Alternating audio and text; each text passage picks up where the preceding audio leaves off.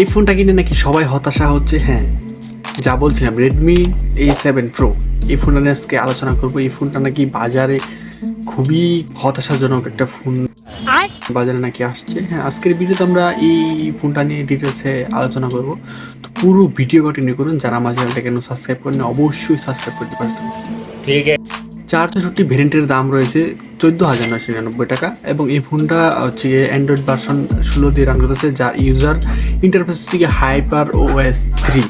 এই ফোনটাতে প্রসেসর হিসেবে ব্যবহার করা হয়েছে ইউনিসেস T7250, যা হচ্ছে 64/12 nm, এবং জিপি হিসেবে ব্যবহার করা হয়েছে মালি G57MP1। এই ফোনটার পারফরমেন্সের কথা বলতে গেলে মোটামুটি যে গেমগুলো আপনি অনায়াসে, যে ফোনটাতে আপনি মোটামুটি দৈনন্দিন জীবন যে কাজগুলো এগুলো নিয়ে আপনি অনায়াসে চালিয়ে নিতে পারবেন এই প্রসেসর দিয়ে। এখন এই ফোনটা যে ডিসপ্লে রয়েছে IPS, যা আছে 6.9 ইঞ্চি, যার পিক্সেল ডিস্টেন্সিটি রয়েছে 254 ppi এবং 800 নিটস পিক ব্রাইটনেস রয়েছে এতে, এবং 120 Hz ডিসপ্লে।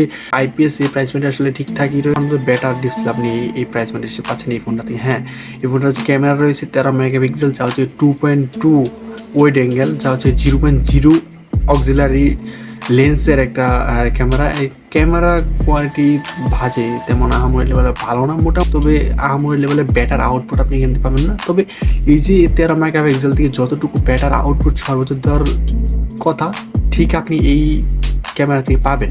মানে এই ফোনটার যে ভিডিও রেকর্ডিং হচ্ছে কি ফুল HD+ এবং HD+ আপনি ভিডিও রেকর্ডিং করতে পারবেন। এটা আসলে বেটার। এই ফোনটা যে ব্যাটারি ব্যাকআপের কথা বলেন তাহলে 6000 mAh ব্যাটারি, তার সাথে হচ্ছে 15 ওয়াট চার্জার। আসলে 15 ওয়াট চার্জারটা আসলে এইখন 2026 সালে আইসা মানা যান। হ্যাঁ, 6000 mAhটা তারা খুব ভালো করছে, যেহেতু ব্যাটারি ব্যাকআপ বর্তমানে খুবই বেট হচ্ছে প্রত্যেকটা ফোনে। তো সেই ক্ষেত্রে তারাও অব্যাহত রাখছে, আপডেট করছে 6000 mAh ব্যাটারি। বাট যদি তারা চার্জারটা আরেকটু আপডেট করতে পারতো তাহলে আরও বেটার হয়ে যেত। এখন বিষয়টা হচ্ছে কি যে আপনি সব দিক দিয়ে বিবেচনা করে দেখেন যে আসলে এই ফোনটা আপনার কিনা উচিত কিনা। যদি কিনা উচিত হয় তাহলে অবশ্যই কিনবেন, না যদি না হয় আল্লাহ হাফিজ। আর অবশ্যই চ্যানেলটি সাবস্ক্রাইব করতে ভুলবেন না।